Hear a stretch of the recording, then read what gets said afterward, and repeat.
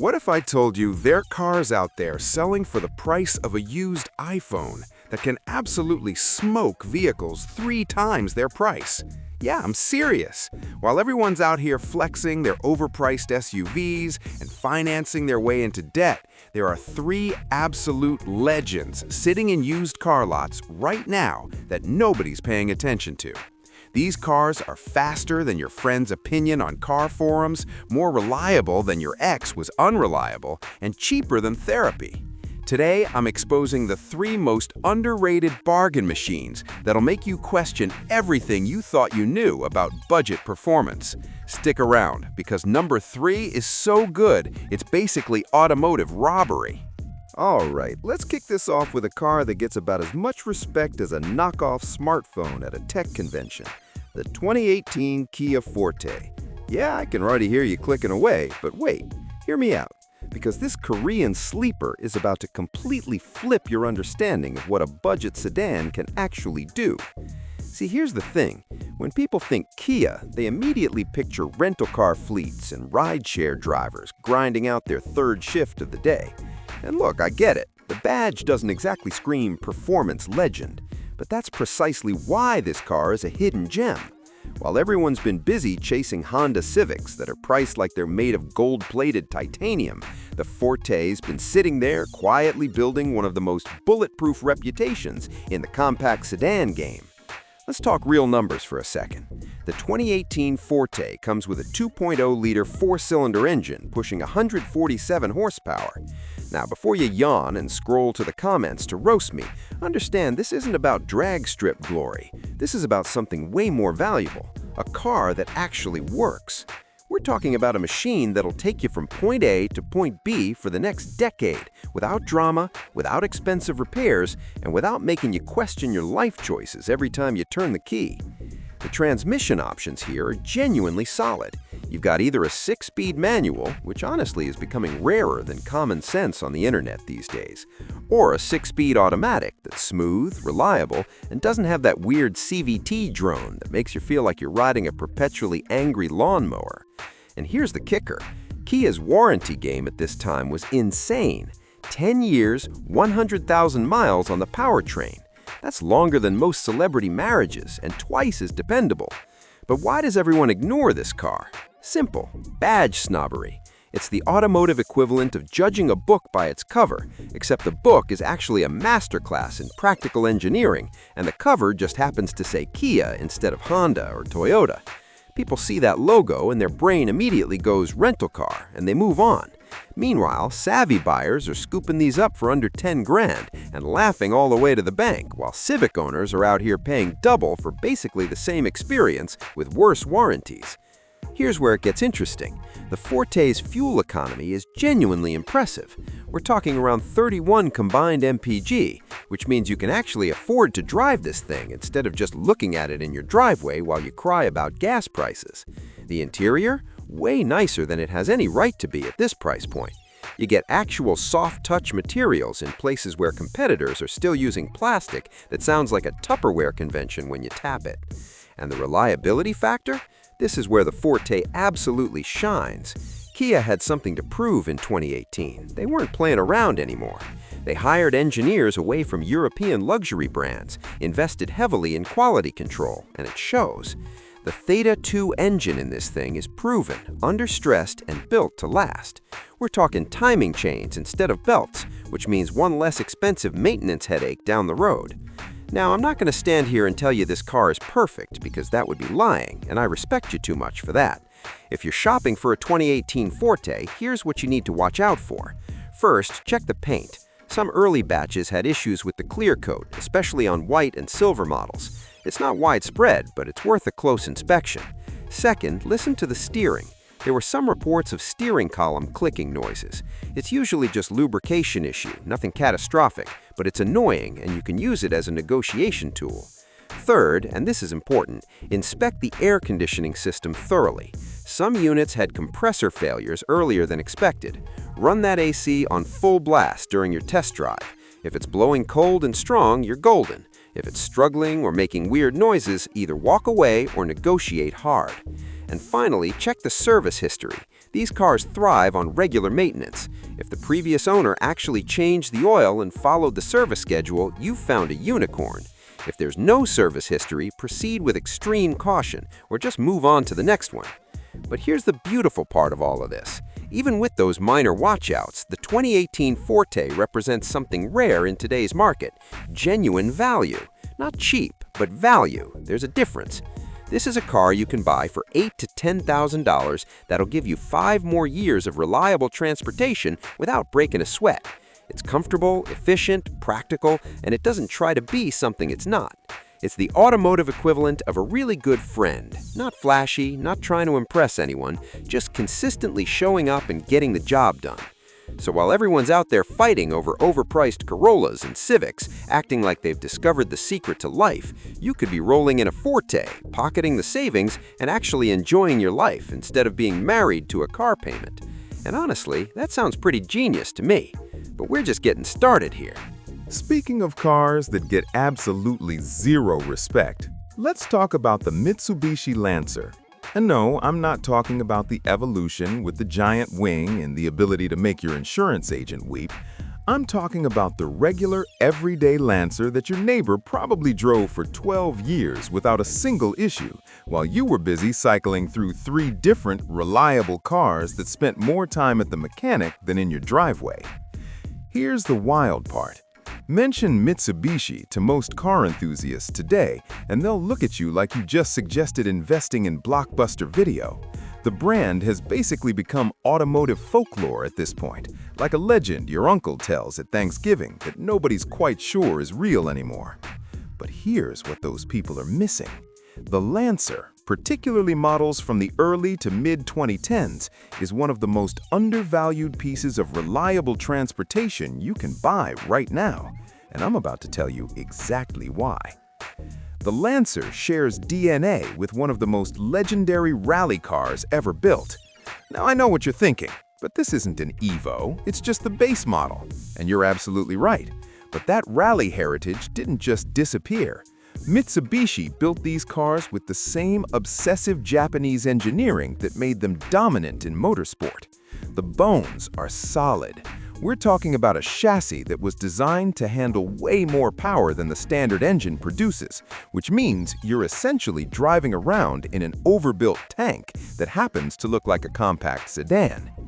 The engine options vary depending on the year, but the sweet spot is the 2.0-liter or 2.4-liter 4-cylinder. These motors are bulletproof. Seriously, they're the automotive equivalent of that old Nokia phone that you could drop off a building and it would still make calls. The 2.0-liter pushes around 148 horsepower, while the 2.4-liter bumps that up to about 168.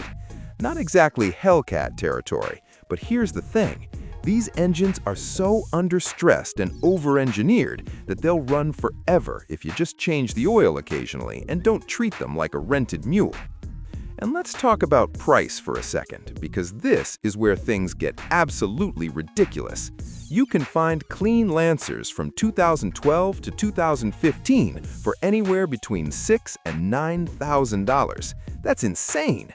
That's less than a decent used motorcycle. That's probably less than what some people spend on their daily coffee habit in a year. For that money, you're getting a car with modern safety features, decent tech, comfortable seats, and a trunk big enough to actually use. Plus, and this is crucial, parts are still relatively cheap and available, because Mitsubishi might be fading into the sunset, but they sold enough of these things that the aftermarket is still alive and well. The handling on the Lancer is genuinely fun. It's not going to rewrite physics or make you feel like a rally champion on your commute, but it's got a tightness and responsiveness that most economy sedans just don't have. The steering feels connected, the suspension is firm without being punishing, and the whole car just feels more engaged than it has any right to be at this price point. It's like they forgot to dumb it down for the masses and accidentally left some of that sporting character in there. So why is everyone sleeping on this? 3 words: brand perception problem. Mitsubishi pulled out of several major markets. Their dealer network shrank faster than your savings account after a trip to the emergency room, and suddenly everyone assumed these cars were disposable. Wrong. Dead wrong. The Lancer was built during Mitsubishi's "We Still Care" era, before they started phoning it in with rebadged everything. These are legitimately well-engineered machines that are suffering from nothing more than bad marketing and corporate mismanagement that had nothing to do with the actual product. But let's get real about what you need to check before you hand over your hard-earned cash. First up, the CVT transmission. If you're looking at a Lancer with a CVT, you need to be extremely careful. Test drive it extensively. Listen for any whining, slipping, or hesitation. The CVT in these cars can be hit or miss, and when they miss hard. If possible, try to find one with the 5-speed manual or the older 4-speed automatic. They're far more reliable and way less likely to drain your bank account. Second thing, rust. Depending on where the car lived its life, check the wheel wells, undercarriage, and around the door seals. Mitsubishi's rust protection wasn't quite up to Honda or Toyota standards, so if this car spent winters in the salt belt, you need to inspect every inch of the underside. Get under there with a light source, poke around, and if you see bubbling or flaking, that's your cue to either negotiate aggressively or walk away entirely. Third, and this one's important, verify the timing chain condition on higher mileage examples. While these engines are generally robust, if someone neglected oil changes, that timing chain can stretch or develop issues. Ask for service records. If they don't have them, listen carefully to the engine at idle. Any rattling or unusual noises from the front of the engine could indicate timing chain problems, and while it's fixable, it's not cheap. Also, check the air conditioning system thoroughly, and I mean thoroughly. Some Lancers had issues with AC compressor failures and refrigerant leaks. Run it on max cold during your test drive. It should blow Arctic air within a minute or two. If it's weak or takes forever to cool down, there's likely a leak or a failing compressor, and that's a negotiation point at minimum. But here's the beautiful irony of the Lancer situation. Because everyone wrote off Mitsubishi as a dead brand, these cars are being sold for pennies on the dollar compared to their actual value and capability. You're essentially benefiting from mass market ignorance. While people are out there paying premium prices for Corollas because Toyota reliability, you could grab a Lancer that'll do the exact same job, be more fun to drive, and leave you with enough leftover cash to actually enjoy your life. The Lancer isn't trying to be Instagram famous. It's not chasing clout. It's just a seriously solid car that got caught in corporate chaos through no fault of its own.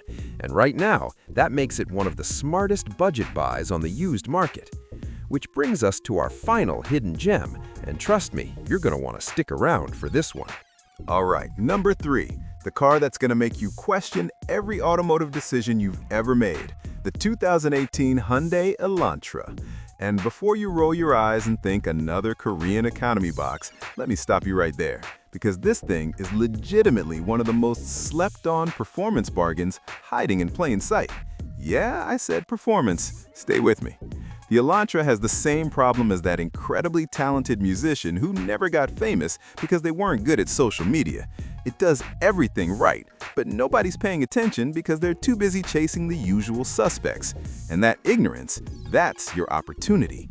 Because while the rest of the world is overpaying for used Civics like they're vintage wine, you can walk into a dealership or private sale and grab a 2018 Elantra for absolute peanuts. We're talking $8,000 to $11,000 for a car that's only 5 years old, loaded with tech, and engineered to a standard that would make German manufacturers nervous.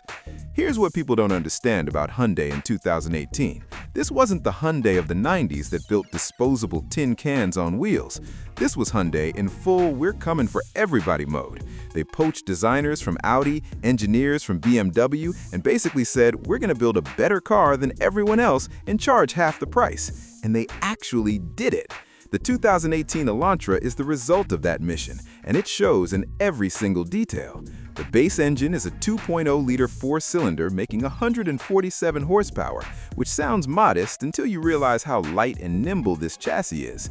But here's where it gets really interesting. If you find the Sport model, you get a 1.6-liter turbocharged engine pumping out 201 horsepower. 201 horses in a car you can buy for under 12 grand. Let that sink in for a second. That's legitimately quick. That's more power than a base model WRX from the mid-2000s in a package that gets better fuel economy and costs less to insure.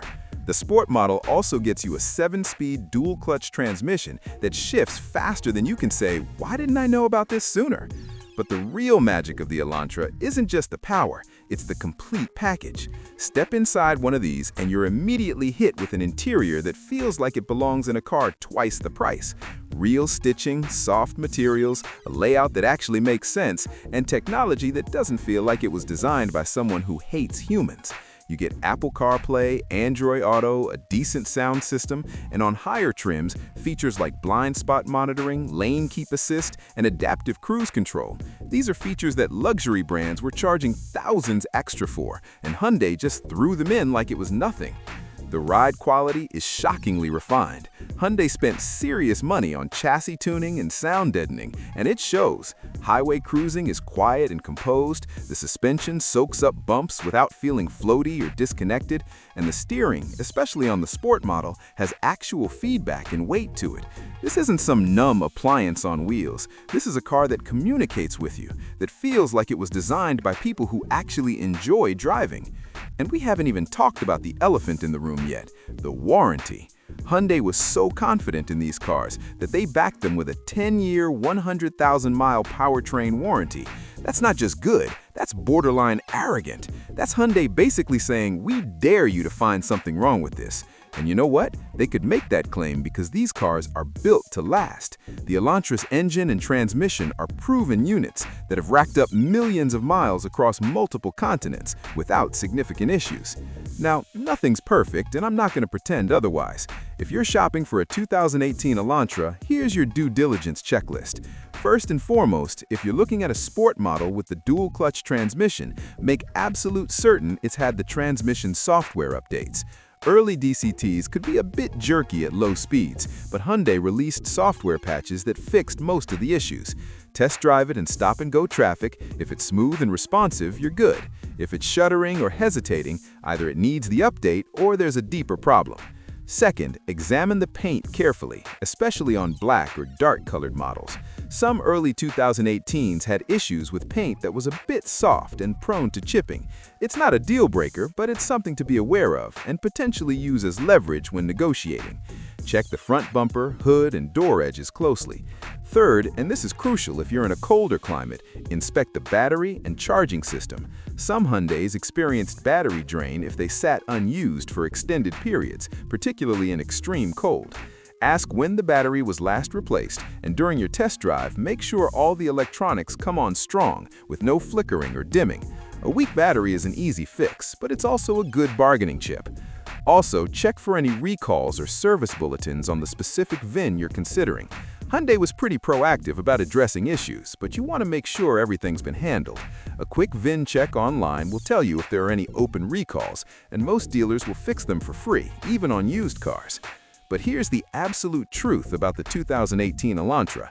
This car represents everything that's right about the current used car market if you know where to look. It's a modern, safe, reliable, feature-packed sedan that drives well, looks good, and costs about the same as a used jet ski.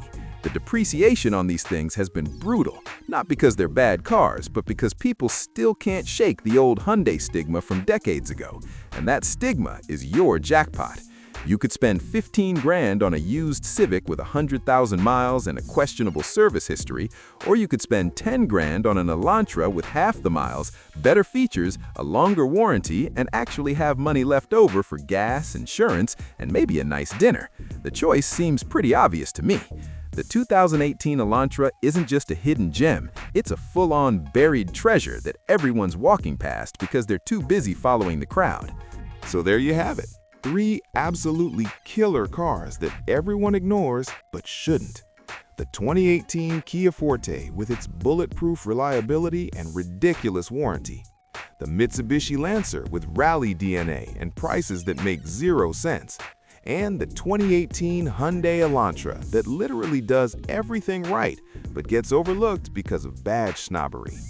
These aren't just cheap cars, they're smart buys. They're the difference between being broke and being smart with your money. While everyone else is out there financing their way into oblivion on overpriced vehicles, you could be cruising in one of these, pockets full, stress-free, and laughing at everyone who told you that you needed to spend 30 grand to get something reliable. If this video helped you see the used car market differently, do me a favor and smash that like button. Seriously, it helps more than you know. And if you want more content exposing the cars that everyone sleeps on, the deals hiding in plain sight, and the truth about what's